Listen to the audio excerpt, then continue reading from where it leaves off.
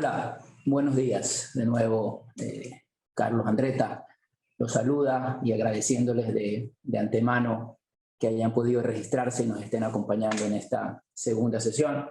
Desde Carmiñani Pérez y la Unidad de Gobierno Corporativo, Riesgo y Cumplimiento, es realmente un honor poder llevar a cabo esta segunda sesión, especialmente contando con un invitado tan especial como es Fernando Ceballos, a quien pronto pues escucharemos, pero desde ya le mando un caluroso saludo. Para mí es un gusto tenerlo en este seminario. Con Fernando tenemos ya algunos años compartiendo inquietudes alrededor de estos temas de compliance tan importantes, tan relevantes y tanto auge, especialmente ahora. Fernando es probablemente uno de los profesionales más destacados en materia de compliance, investigaciones forenses, antifraude, anticorrupción en la región. Fernando es orgullosamente ecuatoriano, aunque ya algunos años nos dejó y han dado de embajador ecuatoriano en otros territorios, mucho tiempo en Brasil y ahora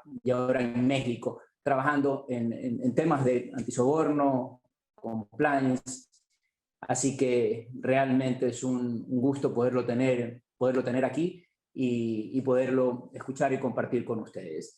Este ciclo de conferencias, como lo anunciábamos desde el primer evento, pues tiene principalmente el interés de generar discusión y sobre un tema tan relevante que hoy, más que nunca, ante las reformas planteadas en el Código Orgánico Integral Penal y que entrará en vigencia en el mes de agosto, pues tienen tanta relevancia para el quehacer empresarial.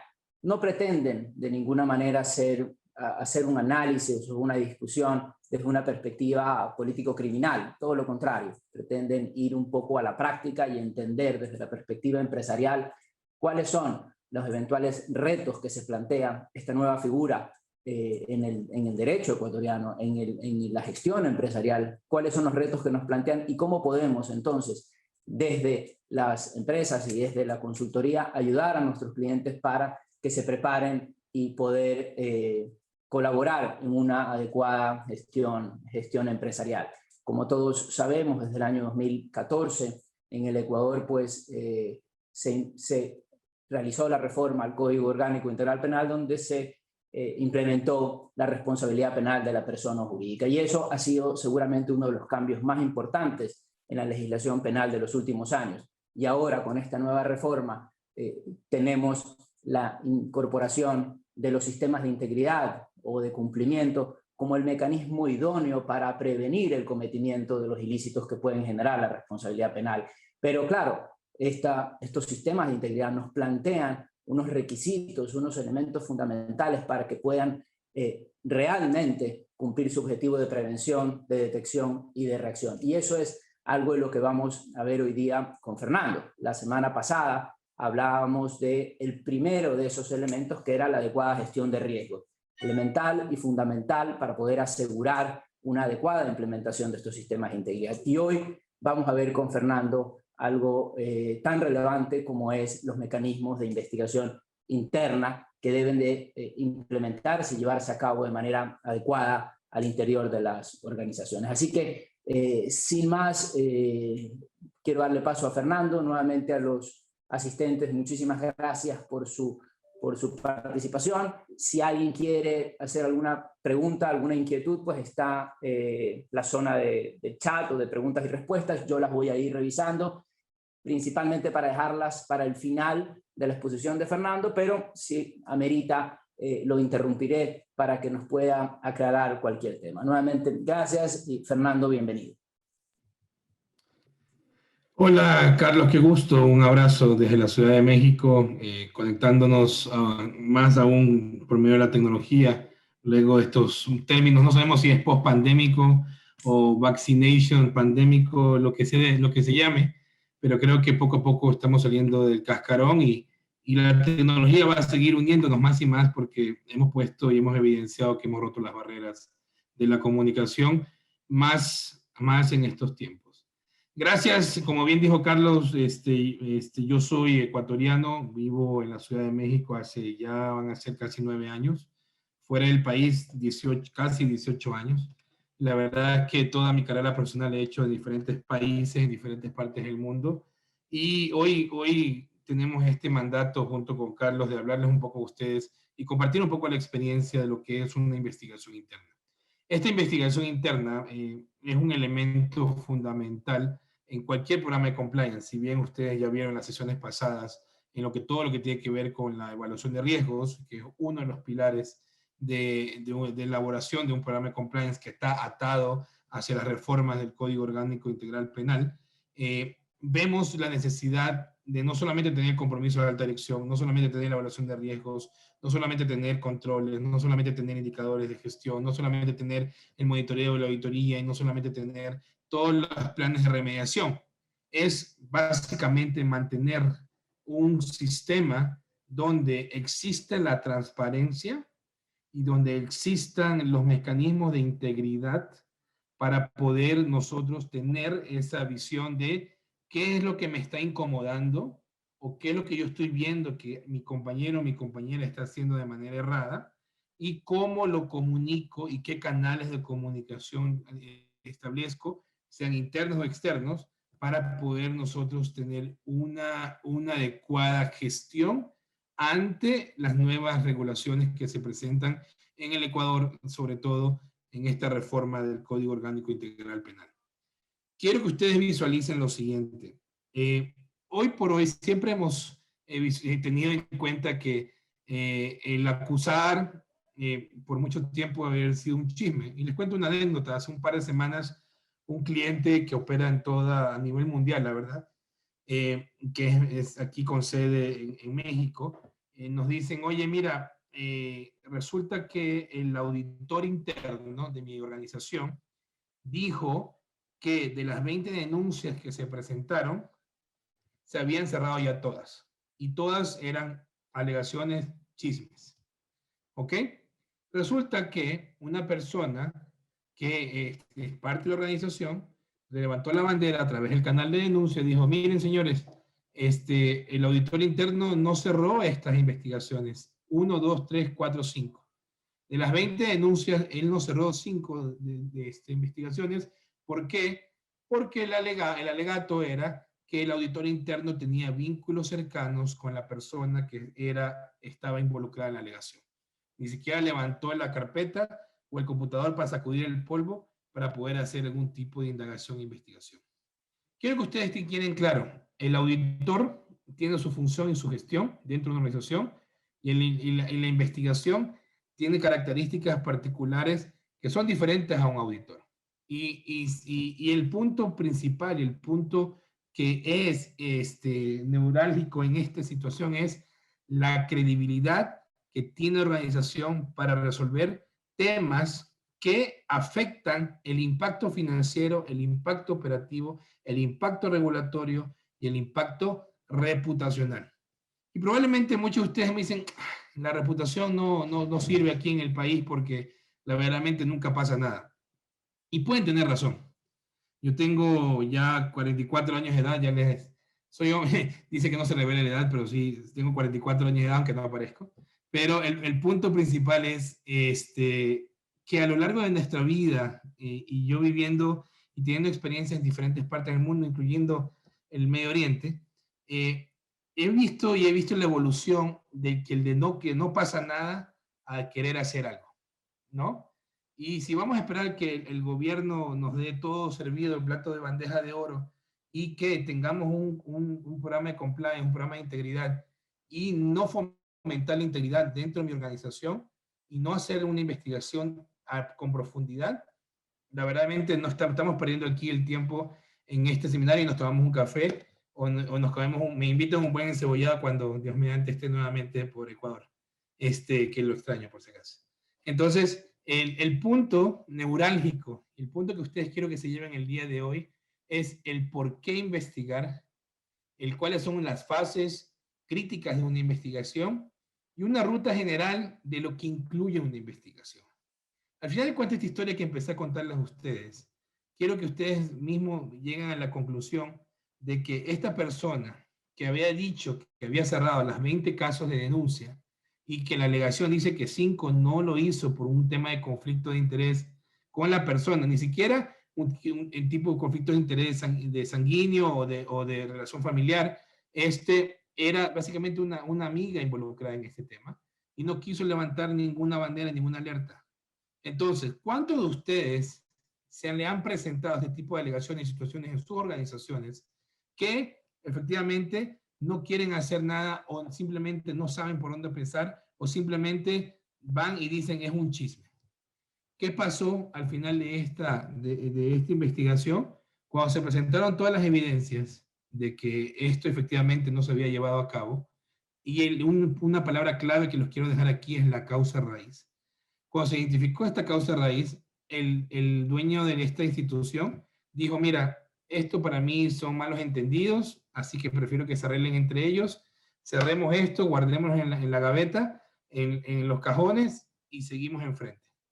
Quiero que ustedes visualicen en qué tipo de organizaciones ustedes están trabajando, en qué tipo de organizaciones están construyendo de manera preventiva los elementos que te exige el Código Orgánico Integral Penal, que están atados hacia la elaboración de un programa de integridad, hacia la elaboración de un programa de compliance, que el elemento más crítico donde pone a fuego tu programa de compliance es la investigación.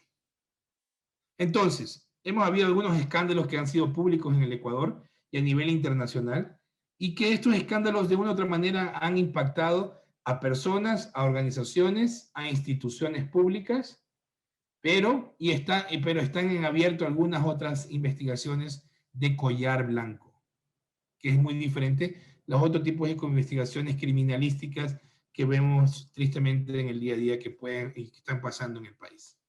Entonces, hoy quiero que ustedes se lleven los elementos claves de una investigación y el por qué investigar. Carlos, ¿me puedes confirmar, por favor, si visualizas ahí pantalla? ¿Sí? Perfecto. Entonces, aquí en FNC Consulting Group, que nos dedicamos a la parte de investigación forense y compliance, operamos a nivel mundial.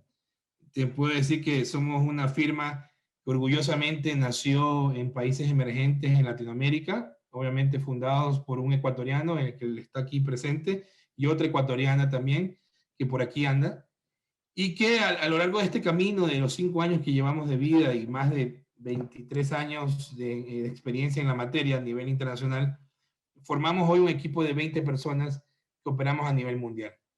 Esta parte, la parte tanto preventiva, que es la parte de compliance, como la parte reactiva, que es la parte de investigación, también esto lo que les voy a presentar es parte de un programa donde yo coordino académicamente y fundé ese programa junto con otros colegas fantásticos, amigos de muchos años, que es un programa en el Tecnológico de Monterrey, una certificación en ética y cumplimiento corporativo internacional.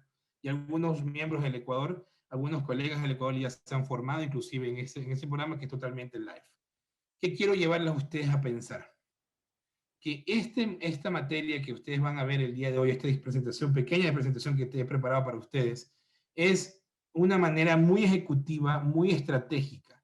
Imagínense ustedes, ¿no? Que ustedes son doctores de medicina y que se le acerca un paciente para extirpar y que le detectan un tumor y tiene que extirpar el tumor para mandar a hacer la autopsia.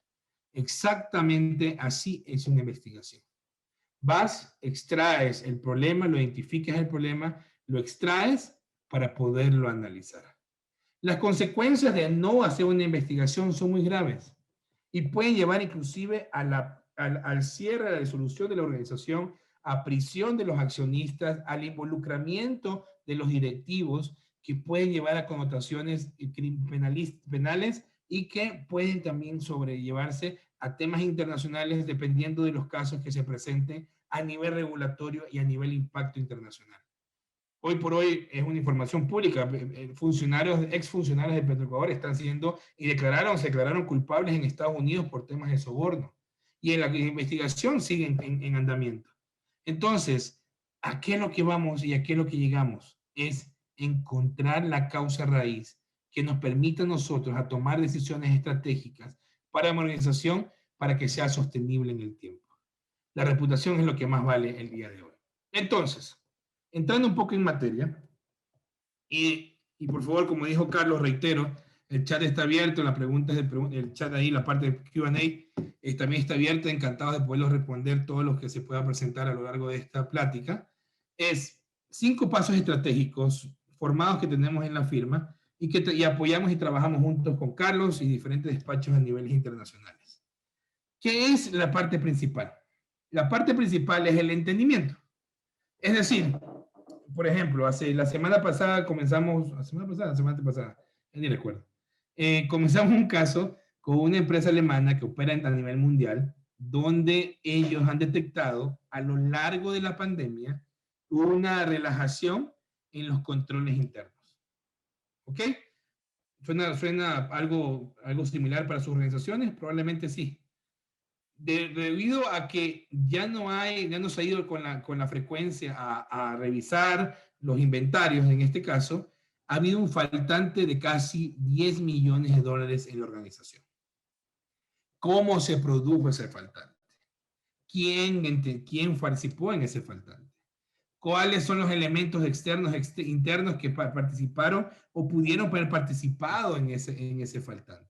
¿Cuál fue el proceso? ¿Cuál es la política? ¿Cuál es la operación? ¿Cuál es la parte contable? ¿Cuál es la parte, la parte tecnológica, la parte laboral que puede haber impactado en esta situación? Hoy por hoy, en términos que ya estamos saliendo de la pandemia, como muchos ya hablamos, nosotros aprendimos una lección, que 1, que podemos trabajar remotamente, 2, que con menos personas podemos ser más efectivos, y 3, que esas personas necesitan la capacidad técnica para poder llevar sus funciones, 4, que estas personas tienen que de una u otra manera poder tener a través de controles, procesos y o tecnología, llevar y construir este camino hacia una estructura mejor de control interno. Y 5, que la ayuda externa va a ser tan vital y tan importante porque no te va a dar capacidad para poder atender toda tu operación. Esa parte del entendimiento, donde vas a establecer el plan de acción, vas a entender cuáles son las personas, qué tipo de personas están, qué tipo de terceros están involucrados. Han habido casos donde en la firma nosotros, nuestro equipo, ha estado involucrado en temas inclusive en la frontera aquí con México y Estados Unidos. Tristemente han habido amenazas de la integridad física. ¿Qué tipo de situación? ¿En dónde es mi ambiente en donde me voy a desenvolver? ¿Cuál es la estrategia que yo voy a optar?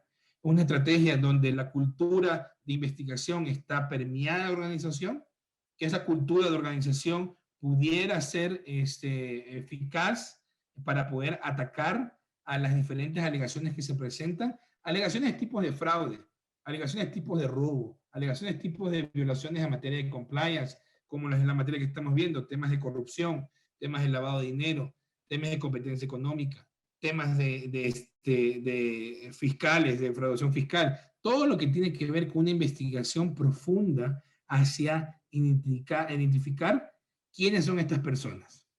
Estas personas a nivel de que vas a ver e identificas las personas que están involucradas, siempre van a haber un denunciante. Muchas veces estos denunciantes son anónimos. Entonces, como estos denunciantes son anónimos, es entender cuáles son el ambiente de trabajo, el clima laboral que se presenta. Han habido casos donde la persona ha sido una mujer contra un hombre acusándolo de acoso sexual, acoso laboral, y que la mujer por detrás era una pantalla para poder defraudar a la organización. Han habido casos donde sí se han confirmado este tipo de acosos. Pero ¿cuál es esa confirmación? Porque ¿cuál ha sido el camino más corto? Yo vivo en la Ciudad de México, como les conté, hace más de casi ya 9 años, y una de las cosas que uno aprende, viví en Sao Paulo antes de venir acá, y viví en Estados Unidos, una ciudad muy quieta, muy tranquila, viví en Suiza, viví en Argentina, donde el tráfico, en los últimos, te voy a decir, la mayor parte de mi tiempo la pasé entre Sao Paulo y la Ciudad de México, es impresionante, pero te acostumbras al tráfico. Entonces vas por el camino lento, vas por el carril lento o vas por la autopista en el segundo piso de aquí en la Ciudad de México donde pagas un peaje y vas más rápido. Entonces, ¿cuál es el camino que tú tienes que seguir? El camino más corto en una investigación, y se los digo así de frente, es Oye, fulanito acusó a menganito, oye, despida a menganito y ya para que no moleste aquí en la organización. ¿Ok? Ese es el camino más corto. Y está bien, y es válido. Pero se va a acabar el problema ahí. ¿Vas a poder tú identificar cuál es la causa raíz de ese problema para poder darle ese seguimiento apropiado? Para poder decir, oye, entendí efectivamente cuál fue el problema y el origen de ese problema y que yo voy a poner los controles efectivos para que no vuelva a pasar, para buscar la mejora continua, para establecer planes de remediación, para establecer controles efectivos y eficaces, para poder yo auditar. El punto principal aquí no es el quien acusa y el acusador, es entender el origen, la causa raíz que representa un problema de esta naturaleza en la organización. Entonces, y probablemente, si tú despides a una persona donde existe el alegato de que ha cometido actos indebidos o que ha estado acosando a hombres y a mujeres o que ha estado robando o que ha pagado sobornos, coimas a diferentes funcionarios que van en contra de las legislaciones locales e internacionales, o que ha aceptado dinero mal habido y que puede causar riesgos de lavado de dinero, o que ha acordado con la competencia para poder fijar precios donde expone a la compañía a las malas prácticas comerciales, las malas prácticas económicas de mercado. Entonces, esto te puede generar un pasivo donde Carlos, el estudio Carmillani y Pérez Abogados, son especialistas en la estrategia legal. Nosotros a lo que llegamos es darles ese contenido estratégico con base a la evidencia para tomar las mejores decisiones y estrategias internas, externas y legales, principalmente cuando existen momentos de crisis también dentro y que pudieran afectar la reputación de la organización. ¿Tiene un precio? Sí. Y a mí me gustaría saber que decir, oye, vente en agosto, que en agosto voy a tener un defraude y que el fraude vaya a ser programado y que yo pueda hacer investigaciones. Fuera lo ideal, ¿verdad, Carlos? Entonces, pero no vivimos en ese mundo ideal. Cuando llega la investigación, cuando llega la denuncia, ¿cuál es la primera reacción que tú tienes? En primer lugar, ¿quién administra tu canal de denuncia? Y mucha gente en el Ecuador, la gente lo desea que administrarlo internamente porque no quieren que nadie se entere de los chismes de que pasan dentro de la organización. Déjeme decirle que las mejores prácticas internacionales es que lo administre un tercero, ¿ok? ¿Para qué existe esa independencia y de seguridad a la persona que se va a manejar esa delegación con la mayor confidencialidad y que no existen represalias dentro de la organización? Entonces, esta parte de entendimiento, que es la parte estratégica, que es la parte fundamental, se puede invertir semanas en ello. ¿Por qué? Porque vas a tener una sola oportunidad para poder llegar a la organización y a preservar la información física y documental, ¿ok? Física, documental y electrónica, para poder tú decir y agarrar esa información para poder demostrar con elementos sólidos, elementos que puedan justificar hechos donde puedas tú probar que la alegación es cierta o inclusive que a partir de esa alegación existen otros indicios mal habidos. Les cuento un caso, hace ya algún tiempo, iniciamos una investigación que eran de 2 personas y terminaron siendo 32 personas involucradas en un esquema de fraude. ¿Cuál fue el origen? El origen fue una mala práctica de un funcionario que estaba cometiendo actos indebidos con un tercero, con un proveedor. Ok, y eran 2, el de finanzas y el de compras. Pero también estaba involucrado el de TI, donde daba el acceso a la gente de compras para poder cambiar ciertos códigos para poder ser pagado dentro de la organización. También estaba el de tesorero, porque el tesorero también estaba involucrado en las aprobaciones expeditas para poder aprobar aquel proveedor. También estaba el de bodega, también estaba el almacén, también estaba el abogado que tenía contratos mal habidos con ese proveedor, y etcétera, etcétera, etcétera, etcétera. ¿En dónde está esa información?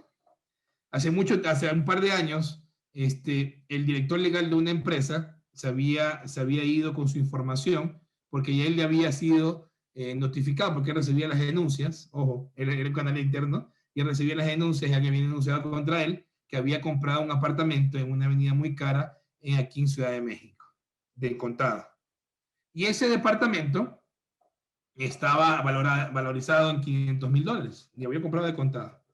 Y al final de cuentas había sido un conflicto de interés, había falta de controles, pero el señor se había llevado toda su información. Se había llevado su computador, se había llevado algunos documentos de la oficina y se había desaparecido. Tuvimos la estrategia para poder montar un análisis, una planificación en quiénes son los que están, quiénes estaban subordinados a él, qué tipo de información existe en su oficina, cómo vamos a construir esa información, qué tipo de información vamos a escribir para poderlo filtrar en un análisis que yo voy a hablar posteriormente, y ese análisis me va a dar a mí resultados donde yo puedo probar ese tipo de alegación. ¿Qué pasó? Preservamos todo lo que tiene que ver con servidores, preservamos todo lo que tiene que ver con computadores del equipo que todavía estaba ahí, preservamos toda la documentación que existía en su oficina, preservamos inclusive cuadernos donde él tenía ciertas anotaciones con ciertos emails. Yo recuerdo tanto que en el último post-it decía un email, no me acuerdo el email, pero decía pepito@gmail.com. Ese email de pepito@gmail.com, cuando nosotros ya determinamos la estrategia, entrevistamos, entendimos cuáles eran las personas, cuáles eran los potenciales implicados, entendimos en dónde estaba el meollo del asunto y las diferentes vías de acceso de una investigación, y atacar hacia la causa raíz, es decir, ir hacia el granito donde está la pus y reventarlo y extraerlo. ¿Ok? Entonces, de ahí procedimos al análisis. Una vez que tenemos determinada esta estrategia, vamos al análisis.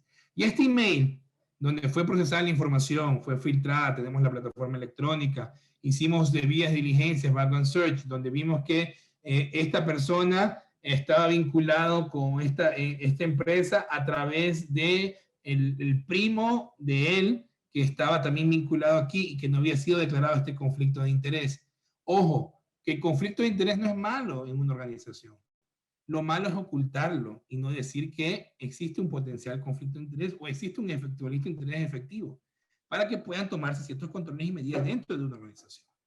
Entonces, en el background search se conectó eso, pero eso no es una evidencia contundente.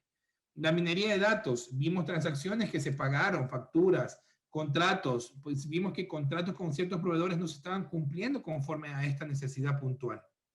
Entonces, este análisis transaccional, este análisis que fue tan poderoso, nos dio la pauta para poder filtrar la información, para poder analizar la información, y esta información nos da esa visión de que a través de correos electrónicos, comunicaciones internas, WhatsApp, más las facturas, más los contratos, más la debida diligencia, más la minería de datos y más las otras potenciales actividades que se pueden hacer en una investigación para encontrar la causa raíz, nos dio ese valor fundamental para poder identificar exactamente esa evidencia. ¿Cuál fue la evidencia? Pepito@gmail.com mandó un email con copia al email, con copia oculta al email de esta persona, que ya lo había intentado borrar, mejor dicho, ya lo borró de su computador, en teoría, pero estaba mantenido todavía en el servidor. Ojo, mediante actividades de tecnología forense se puede rescatar inclusive emails y comunicaciones borradas. Entonces, esta comunicación decía así: Juanito, ahí te va el comprobante de transferencia por la compra de tu departamento por $500,000 en esta avenida. Oh, sorpresa, dimos con la evidencia dura. Vimos con esta parte de que existió este dolo contra la organización, donde se violentaron las políticas, se violentaron los procesos, se violentó el exceso de confianza. ¿Por qué el exceso de confianza? Porque si bien esta es una empresa que factura billones de dólares, ¿ok? Era dueño una sola persona, una familia, mejor dicho, y esta familia no tenía muchas documentaciones, muchos procesos documentados. ¿Por qué? Porque para él los funcionarios que estaban en la organización o que están en la organización son familia. ¿Les suena familiar? ¿Les suena algo similar a lo que viven ustedes en sus organizaciones? ¿Acaso todos nosotros somos familia en una organización? y no tenemos que tener documentaciones de políticas, procedimientos y controles establecidos, que ya lo requiere la reforma del Código Orgánico Integral Penal, y que la investigación es uno de los elementos claves para poder tener esta función de promover internamente a la integridad dentro de la organización. Entonces, cerrando este caso, ya se tuvo los elementos suficientes para que los abogados, en este caso, pudieran tomar una estrategia legal contra esa persona. Ya tenías la evidencia, tenías el reporte, tenías todos los elementos claves. Ahora bien, desde la parte de entendimiento, la parte de preservación y la parte de análisis, no necesariamente tú vas a decir, oye, yo quiero mandar a la cárcel a esta persona. Ojo, no siempre en una investigación vas a encontrar todas las evidencias duras. Muchas veces vas a encontrar simplemente indicios. Y la estrategia legal va a ir amarrado a eso. Sin embargo, el punto principal aquí es cuánto cuesta tu reputación y cuánto esto tú le quieres invertir en tu reputación. Esta reputación va a ir de la mano hacia los diferentes impactos financieros y operativos que puedes tener. Es decir, si una persona que es clave en mi organización me está defraudando y lo saco, ¿cuál es el impacto en mi continuidad del negocio? ¿Continúo operando o no continúo operando? ¿Cuánto me va a costar liquidar a esa persona o no liquidarlo y procesarlo legalmente para que me devuelva lo que usurpó de manera ilegal? Ese es el análisis que se tiene que establecer. Pero en la etapa 3, en la fase 3, es recién donde vas a optar y a pensar en mejor la estrategia. Tú en la parte de entendimiento y la parte de preservación no vas a poder optar una estrategia porque no sabes si efectivamente vas a poder llevar a cabo y quererte comer a esa persona. O a las personas o a los terceros. Entonces, tú vas a ir construyendo en la investigación interna estos elementos que te van dando la pauta de rompecabezas que al final en la última pieza o en el ajedrez, en la última pieza, le vas a hacer el jaque mate del rey. Entonces, luego del análisis, te preparas y vas hacia una fase de confrontación. Ha habido fases de confrontaciones donde tristemente me ha tocado vivir lloros, llantos, susurros, desgarros, el momento de que ver personas que confiesan un acto indebido. Ha habido actos de confrontación, de validación, donde ha habido gente que me ha querido pegar un puño en la cara. Entonces, esta evidencia que se presenta, se tiene que planificar estratégicamente. Si es una persona es muy fácil. Si son varias personas hay que planificar el orden estratégico y la parte fundamental de cuál es esa parte donde vas a poder obtener el sí que lo hizo para poder, mediante la evidencia, demostrarlo. Les doy un ejemplo. Hace un par de años hicimos una investigación donde existían malas prácticas comerciales. Estas prácticas comerciales, a través de sobornos, a través de coimas, como hicimos en México aquí, a través de mordidas, se construyó una cartera. ¿Qué pasó durante esta cartera? ¿No? Es básicamente, habían malas prácticas profesionales, incluyendo contrataciones de funcionarios públicos en sus organizaciones para poder cerrar negocios. Familiares, parientes, recomendados por parte inclusive del presidente de la República. Entonces, no hay nada de malo contratar a alguien que sea recomendado. Lo malo está en no contener un proceso para que demuestre que esa persona ha sido contratada mediante las vías correctas. En la fase de confrontación, hubieron muchas personas que negaron, pero cuando le demuestran la evidencia, tanto contable como de email, confesaron. Entonces, a lo que voy es, el camino corto es despedir a alguien y el camino largo es tener los elementos suficientes para poder la estrategia legal, para poder construir tu programa de integridad y darle solvencia a que estás hablando con la palabra correcta, la palabra correcta que es integridad y ética en tu organización.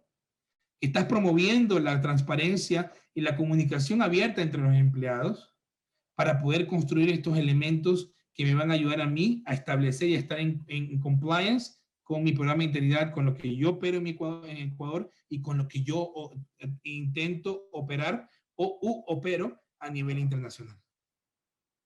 Entonces, al final de esto ya entras en la parte de reporte, entras en la parte de presentaciones, entras en la parte de peritaje, conforme sea requerido por parte de una investigación. ¿Qué quiero llegar con esta conclusión? Es que las fases no son de la noche a la mañana. Una investigación no termina en una semana, por si acaso, y no termina en un día, por si acaso. ¿Por qué? Porque una investigación se construye mediante el tiempo y mediante la información que va fluyendo y vas entendiendo. No se trata simplemente de decir, oye, hay un reporte financiero, y en este reporte financiero, en vez que diga, de mes que diga 1, dice 100, o en vez de que diga 100, dice 1, ¿dónde están los 99? Porque no se trata simplemente de decir dónde están los 99, es el qué pasó con los 99, cómo están los 100, dónde están los 99, quién tiene acceso a esos 99, por qué faltan 99 y para qué yo hice ese registro donde me faltó esos 99. Entonces, cuando vas construyendo todos estos elementos, vas construyendo este rompecabezas, eso es lo que te va a dar a ti la visión principal y estratégica en una investigación interna. Entonces, cerrando la participación para dejar el foro abierto a preguntas por parte de Carlos, a preguntas por parte de la audiencia. Veo por ahí algunos en el chat que están ahí comentando. Esta es una ruta de investigación que no voy a entrar en el detalle, porque de verdad que esta es una clase muy dinámica y más a profundidad. Pero quiero que ustedes visualicen que existe un principio y un fin. Pero este fin me arroja a mí un plan de remediación que busca la mejora continua. La gran diferencia entre un programa de compliance y un sistema de gestión es exactamente eso.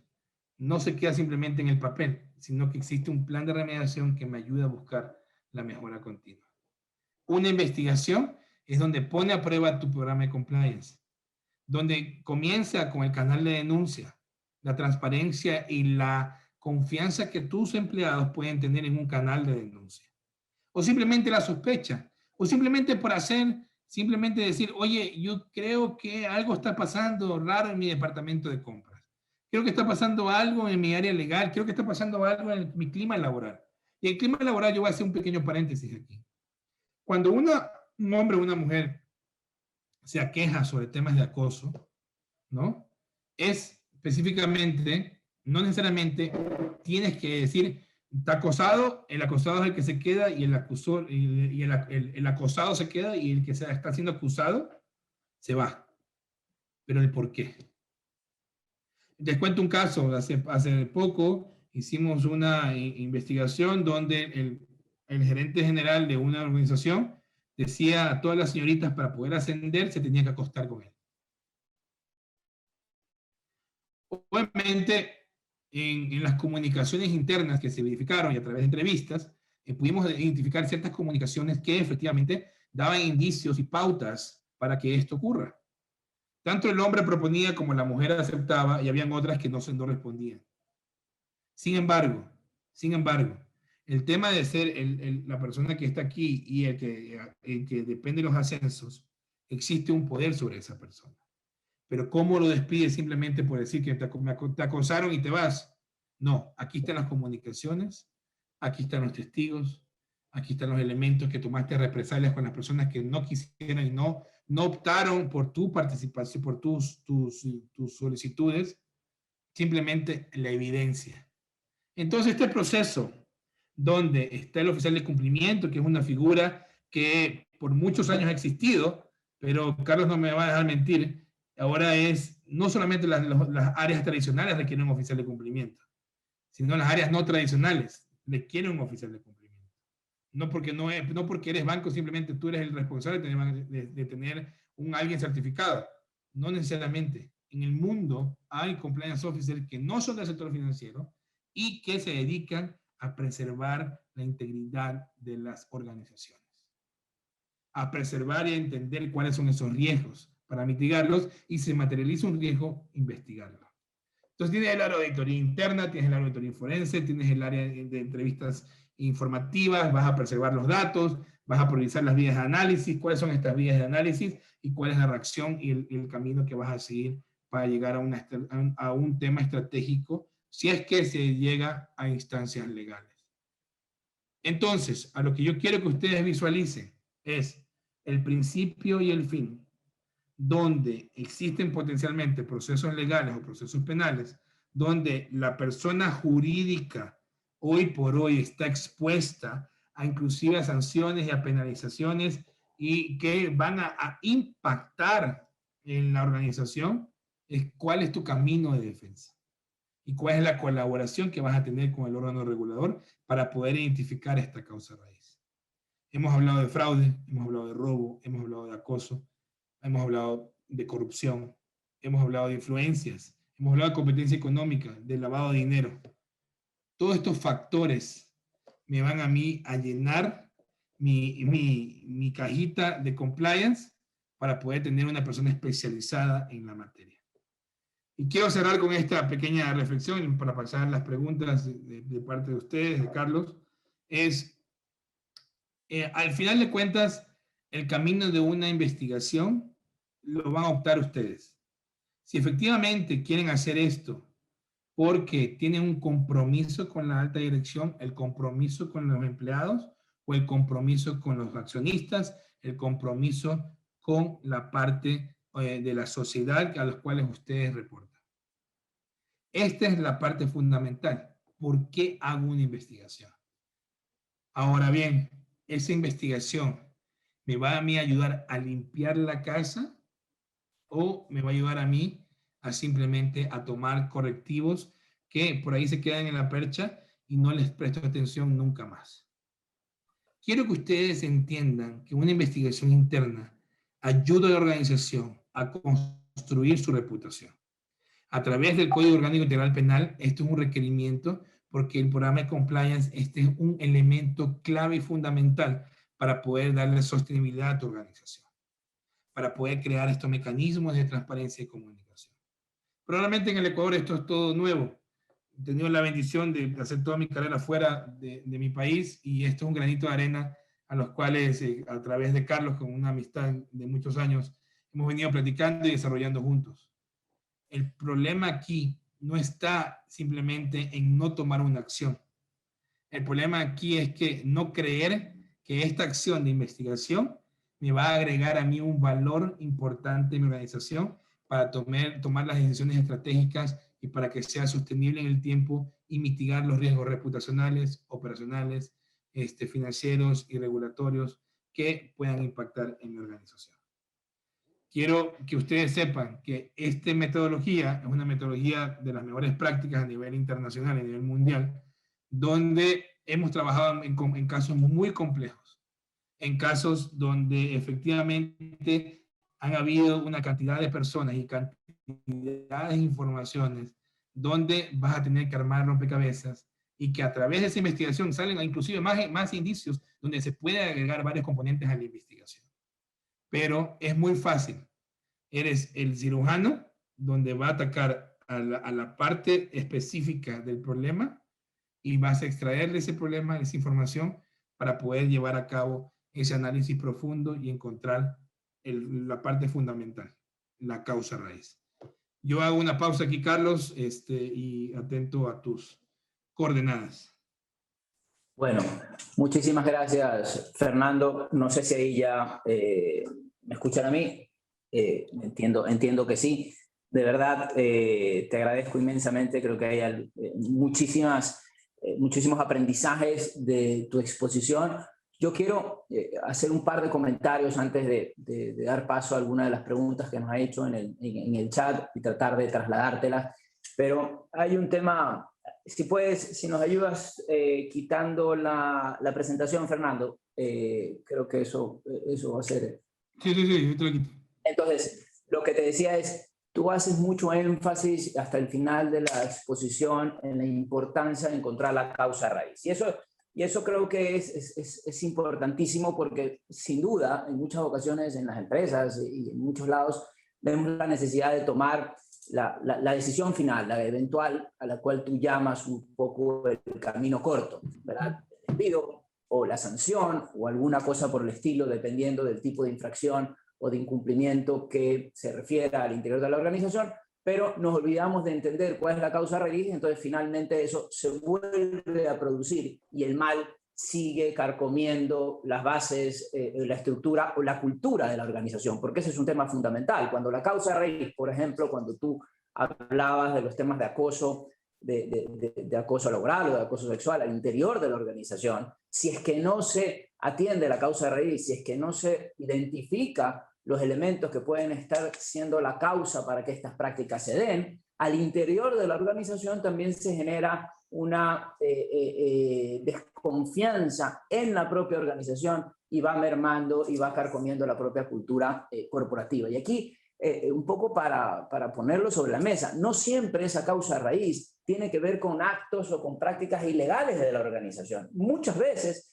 tiene que ver con políticas en teoría, de la administración del core business del negocio. Tiene que ver con políticas salariales, tiene que ver con políticas de incentivos, tiene que ver con reconocimientos, con políticas laborales, con políticas de competencia que son tomadas desde una perspectiva puramente comercial, pero que eventualmente están siendo la causa y están generando unos comportamientos que sí pueden ir en contra de los principios y los valores de la organización, o peor aún, contra la ley. Y eso tú habrás tenido experiencias de políticas de remuneración, por ejemplo, o políticas de reconocimiento, o políticas de venta, que su consecuencia es que incentiva un comportamiento que puede ser contrario a ciertas prácticas comerciales o a ciertas normas legales. Entonces, es bien importante que eso lo vimos en la primera sesión, que en ese análisis de riesgos, de posibles incumplimientos, se haga una revisión de la integridad del negocio, de cómo opera, de sus distintos ámbitos, de sus distintas áreas, de sus distintos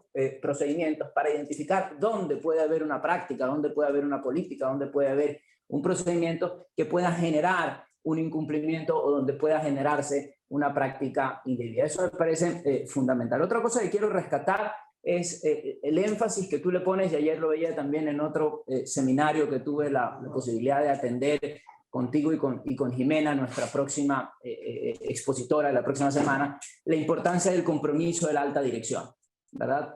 No solo porque eso permite tener los recursos necesarios y la autoridad y la independencia para que el oficial de cumplimiento y el programa de cumplimiento cumpla su rol, sino también porque eso ayuda a generar una cultura de integridad y cumplimiento. Varias veces lo hemos comentado, por más políticas y por más prácticas que existan al interior de la organización, si no se respira una cultura de integridad, una cultura de hacer lo correcto, pues nos pasaríamos como policías de manera permanente atrás de los colaboradores, y de eso tampoco se trata. Ahí había una pregunta, Fernando, un poco nos quería llevar o nos plantea, bueno, ¿y cuáles son las incidencias reales de este tema ante las reformas del COIP? Y bueno, es que el artículo 49 reformado, y que va a entrar en vigencia ahora en el mes de agosto, plantea que el mecanismo idóneo para prevenir, detectar y remediar o reaccionar ante un posible incumplimiento que pueda generar la responsabilidad penal de la persona jurídica es la implementación de sistemas de integridad o cumplimiento. Pero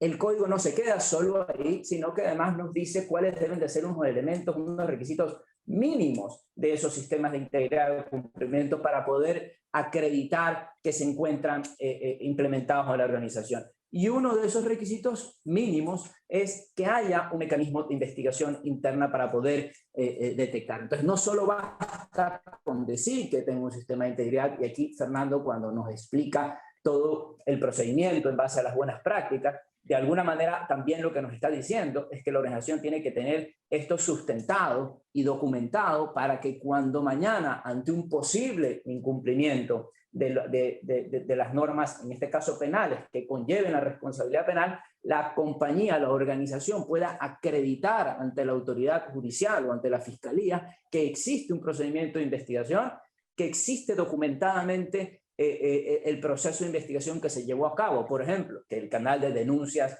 es idóneo, que se recibieron las denuncias, que las denuncias fueron tramitadas que esas denuncias tramitadas dieron como consecuencia un expediente de investigación, que la compañía lo conoció, que sancionó. Sí, la incidencia del mecanismo de investigación es que puede llevarnos ante un procedimiento penal, ante un procedimiento judicial, iniciado por un supuesto cometimiento de delitos que conlleven la responsabilidad penal de la persona jurídica, permitan acreditar la debida diligencia de la organización y, por tanto, que sea atenuada la responsabilidad penal de la persona jurídica, como lo establece el artículo 45. Porque lo importante, desde una perspectiva meramente procesal, es que la implementación de estos sistemas de integridad o cumplimiento hoy en el Ecuador pudieran constituir un atenuante de la responsabilidad penal de la persona jurídica, como lo establece el artículo 45. Pero hay que acreditar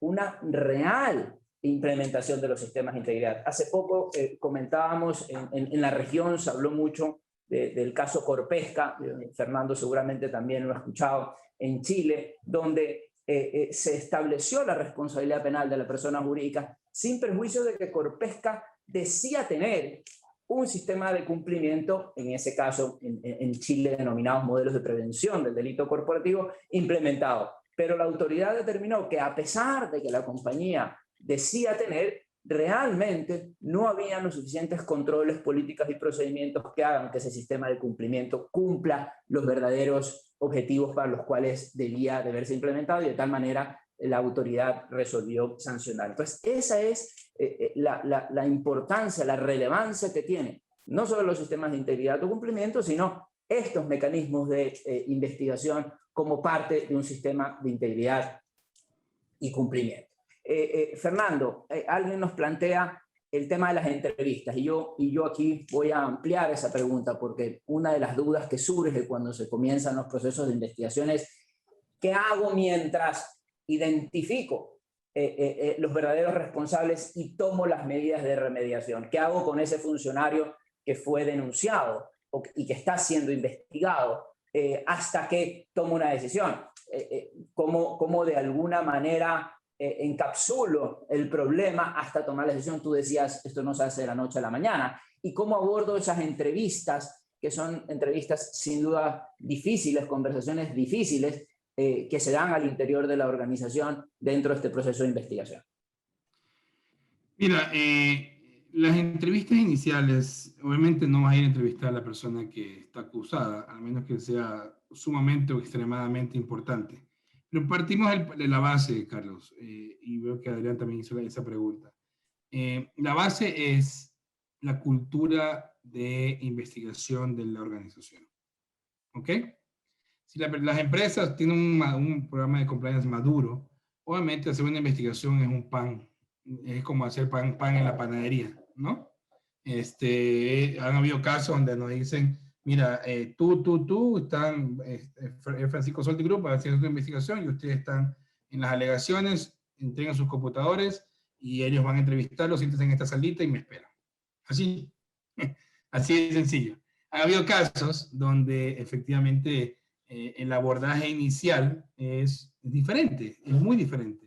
Es entender quiénes son los que están involucrados, dónde está la información, cómo está la información, quién tiene acceso a la información, y estas personas que estarían potencialmente involucrados, qué tipo de información pudieran dar o no pueden dar, o cuáles son las personas que están alrededor de esas personas que nos pueden dar esta información valiosa, y cómo también vamos a entender la operación de la organización. Es decir, si es un tema de inventario, ¿quién maneja la operación de entrada y salida de los vehículos, la entrada y salida de materiales, entrada y salida de las bodegas, toda la parte, quién maneja la parte de registros contables? Entonces, todo eso es entender esa operación. La parte informativa de estas entrevistas informativas es el enfoque del proceso, pero ya teniendo en tu mente, en tu apreciación, es la alegación. Ahora, ¿qué haces con esas personas que están siendo involucradas en la alegación? Y nuevamente reitero con mi primer comentario, va a depender mucho del nivel de madurez que tenga la organización a nivel de compliance. Todo lo primero que se hace cuando llega una alegación es crear un legal hold. Tú lo sabes perfectamente, Carlos, no sé la palabra en español, pero el legal hold, básicamente lo que hace es en los computadores, en los servidores de la empresa, que ellos no puedan borrar ningún tipo de información de sus discos, de sus dispositivos, que son de la compañía, de acuerdo a la política de TI y de acuerdo a los códigos de seguridad de la información de la organización. ¿Ok? Que eso es muy importante. Por ejemplo, recientemente, la semana pasada, un cliente me dijo, oye, contraté a este perito y el perito hizo la investigación y el jueves presentamos las pruebas y todo se vino abajo. A ver, ¿cómo lo hiciste? Lo hizo totalmente violando los procedimientos y las cadenas de custodias y todo lo que tiene que ver con la integridad de la información. Entonces, son temas que son cruciales, pero el momento que tú llegas a estas personas, lo que muchas personas han dicho, oye, tú estás bajo investigación, y había la compliance officer, le manda el pantallazo, le manda un email, perdón, y tú dices, tú no puedes ni renunciar, ni tampoco durante la investigación te vamos a preservar dentro de la organización. Otros casos donde las personas no hay nivel de madurez de compliance dentro de la organización o de investigación dentro de la organización, es decir, la persona nunca va a ser enterada porque hay gente que nosotros nos presentamos como auditores, consultores de riesgos, y de verdad que ha habido de lucha libre, ahí viene guardaespaldas, ¿no? Del ejecutivo. Entonces, bueno, es chistoso, pero es verdad. Entonces, todo va a depender mucho de la estrategia, que la persona que está siendo investigada, usualmente, dependiendo de la cultura de la organización, o no se entera, o existen otras estrategias de presentación para hacer la investigación, o simplemente dependiendo de la cultura de cada organización, dice tú estás bajo investigación y ni puedes renunciar y ni puedes tú ser despedido hasta cerrar esta investigación. Entonces, ¿por qué? Porque todo esto lo que se quiere conservar es a la persona dentro de casa para poder tomar ciertas medidas que pudiéramos nosotros negociar o recabar durante la investigación para poder tener una estrategia legal efectiva. Esa es la parte. Ahora, ¿qué tipo de preguntas, qué tipo de abordajes hace una entrevista informativa? Nuevamente, reitero, es entender el proceso, los procedimientos, los controles, las personas involucradas, qué tipo de información, dónde está la información, y el cómo está la información, y quién tiene acceso a esa información. Eso es la parte fundamental cuando uno hace unas entrevistas informativas. Perfecto, muchísimas gracias, Fernando. Nuevamente, muy clara tu exposición y un poco entender cómo esto funciona ya en la práctica, porque también lo que puede ocurrir es que a pesar de que pueda haber buena voluntad, interés al interior de la organización de detectar, como bien dices tú, si no se siguen los procedimientos, si no se siguen los parámetros establecidos por las normas de la organización y también por las normas legales que rigen en un determinado estado, puede eso también acarrear responsabilidades o eventualmente pues echar abajo una investigación. Aquí creo que Adrián nos comenta, durante los ejecutivos de una organización se cuenta con la presencia del in-house counsel. A ver, no sé si tú la puedes ver, Fernando, pero Adrián sí. Lo que nos plantea es si cabría que durante la fase de entrevistas a los ejecutivos de la organización se cuente con la presencia del in-house counsel de la empresa. Sí, va a depender mucho también de la estructura de la empresa. ¿De dónde nace, Carlos? Tú lo has visto, ¿no? Y les voy a contar una experiencia. Yo viví muchos años en Brasil antes de venir a México y tuve la bendición de poder participar en la elaboración de la ley anticorrupción brasileña. ¿Ok? Y la evolución de lo que Brasil empezó a lo que Brasil es en materia de combate a la corrupción, más allá de los intereses políticos, ¿no? Porque esto ha despertado un auge en la empresa, en el sector político, ni en temas de gobierno, sino en temas de la iniciativa privada. Ahora, en la presencia de un in-house counsel en la empresa, se lo puede hacer dependiendo de la estrategia que se vaya a optar. Todo va a depender mucho de la fluidez y del tema de la investigación. Es decir, si esta persona con la que se va a hablar, si uno se dice, estamos haciendo investigación, necesitamos esta ayuda, o si conocemos al denunciante y vamos y el denunciante nos dice todo, eso hicimos la semana pasada, estuvimos con un denunciante 4 horas, que nos habló desde cómo la persona le agarra la pierna a varias mujeres, hasta de cómo la persona se robaba la información o los activos en la empresa. ¿Sí me explico? Entonces, todo esto va a depender mucho, y estamos con la compliance office de la organización, pero porque un tema ya madurez de compliance, existen casos abiertos y formados. Ahora, el in-house counsel, a veces, cuando hay entrevistas informativas, la gente se cohíbe en el momento de recabar esta información. Entonces, se trata de saber de dónde está la cultura de la empresa y qué tipo de personas van a participar dentro de la organización. A veces, cuando nosotros participamos por nuestro lado, vamos y validamos con toda la información que recabamos, con la operación, con las políticas existentes o con el área que está siendo afectada y que está siendo relevada, importante y relevante para la investigación. Entonces, sí puede haber el in-house counsel, y muchos de estos temas que nacieron en Brasil en la parte de anticorrupción, en compliance, no solamente en materia de anticorrupción, y ahora ya van por privacidad de datos, que es el siguiente tema allá en Ecuador, entiendo. El tema es cómo esto va, de dónde nace y dónde surge el área de compliance y dónde surge la persona que debería ser responsable de esta área. Muchas veces nace en la auditoría, muchas veces nace en compliance, muchas veces nace en la parte de recursos humanos, muchas veces nace en el área de operaciones. Todo va a depender mucho de dónde nace, pero siempre y cuando existe ese compromiso de la alta dirección. Entonces, puede existir el in-house counsel. El in-house counsel puede ser las funciones de compliance officer, sí. Puede ser auditor interno, y dentro del auditor interno puedes exigir las funciones de compliance, sí. Pero lo que se salva, y creo que, Carlos, es importante que también tú lo recalques, es la independencia que puede tener, que debe tener el oficial de cumplimiento, independientemente de quién sea, independientemente de qué área, para reportar a un comité, si es una organización familiar, o al directorio, dependiendo del gobierno corporativo que se maneje dentro de una organización. De acuerdo, Fernando, muchas gracias. Y sí, justamente cuando yo hacía mención al caso Corpesca en Chile, uno de los aspectos que cuestionó la autoridad, el juez, el tribunal realmente, chileno, fue la falta de independencia del compliance officer. O sea, que realmente el compliance officer era un dependiente directo del gerente general, de tal manera que, siendo que el gerente general era quien había llevado adelante los actos ilícitos, principalmente sobornos, pues iba a ser casi imposible que el compliance officer tenga la capacidad de levantar ese incumplimiento y reportarlo adecuadamente. Con lo cual, lo que tú mencionas es sin duda uno de los requisitos fundamentales del oficial de cumplimiento. Y tú también has mencionado varias veces, y ahora respondiendo esta pregunta que nos hacía Adrián, la importancia de la cultura corporativa y cuál es el nivel de madurez. Y justamente de eso, anticiparle a los asistentes la próxima semana con Jimena Alguacil, a quien tú conoces bien, Fernando,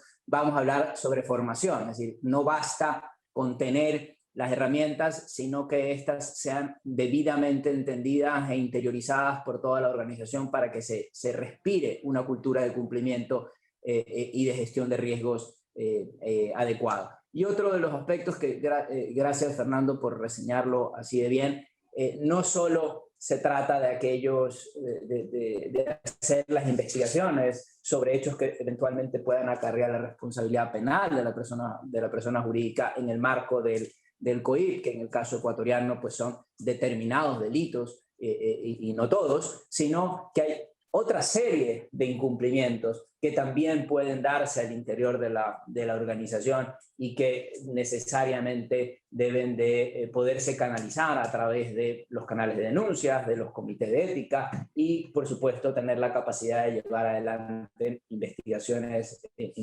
internas. Al igual que lo conversábamos con Íñigo la semana anterior, si bien además los temas de responsabilidad penal probablemente son los que más llaman la atención porque tienen un impacto muy grande en la organización, no solo desde la perspectiva legal, sino desde la perspectiva reputacional. El compliance pues es bastante más amplio que eso. Ayer justo comentabas tú, Fernando, sobre la nueva norma, la ISO 37301, y la importancia que tiene para la debida implementación de programas de cumplimiento corporativo en todo su entendimiento, en todas las áreas, de tal manera que estos temas de investigación interna pues también tienen que ver, insisto, no solamente a aquellos incumplimientos que pudieran acarrear responsabilidad penal, sino también a otros que pueden ir mermando las estructuras de la organización. Bueno, ya nos hemos pasado un poco un poco de la hora. Ahí tenemos todavía un par de preguntas. Bueno, aquí hay un tema muy puntual, creo que Fernando lo está viendo, pero no sé cuán enterado está Fernando de esto, y prefiero no comprometerlo con comentarios que tienen que ver con casos puntuales o específicos, pero sin duda él, cuando ha hecho referencia a casos en el extranjero principalmente, creo que nos ha podido aclarar la importancia que tiene tanto el compliance como los mecanismos de investigación internas para poder combatir estas malas prácticas. En la parte de la industria bursátil es muy fácil esto. Todo el mundo tiene cierta liquidez, lo guardas en el banco o lo inviertes en algún tipo de instrumento. ¿Verdad, Carlos? Eso es simple así. Y esta credibilidad, ¿no?, de las instituciones en donde cuál es el debido uso de tu dinero, ya habíamos vivido en el 99, en lo que recordamos de esas épocas y que somos un poco más maduros en ese sentido, para que nosotros podamos confiar en estas personas que administran nuestro dinero.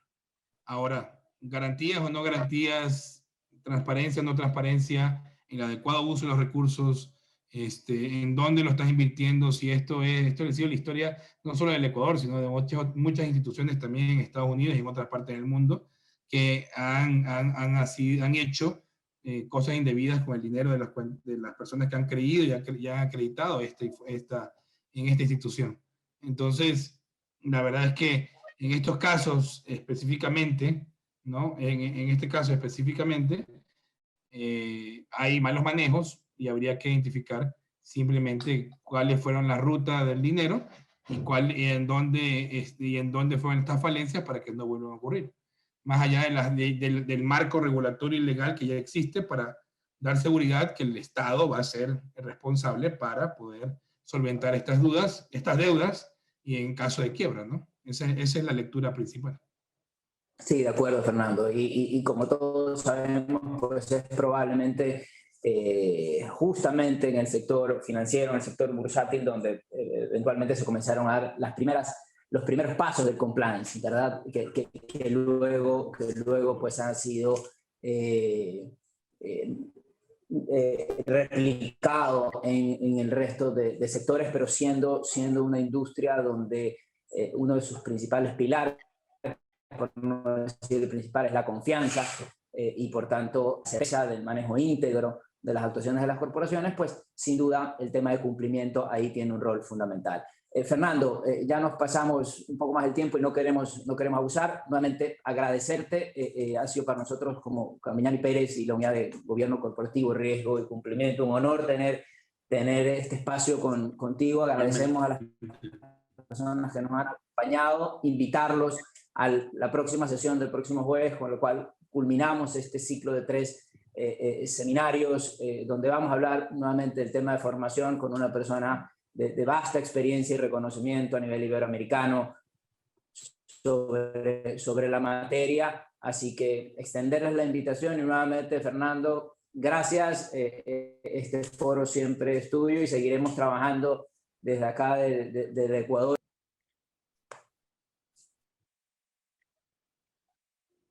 Listo. Chao. Gracias. Muchas gracias, Carlos. Un buen saludo y nos comemos un encebollado muy pronto. Cada vez que hablo contigo, la verdad que me provoca el encebollado. Acá lo serviré. Te mando un abrazo. Chao. Cuídate. Chao, chao.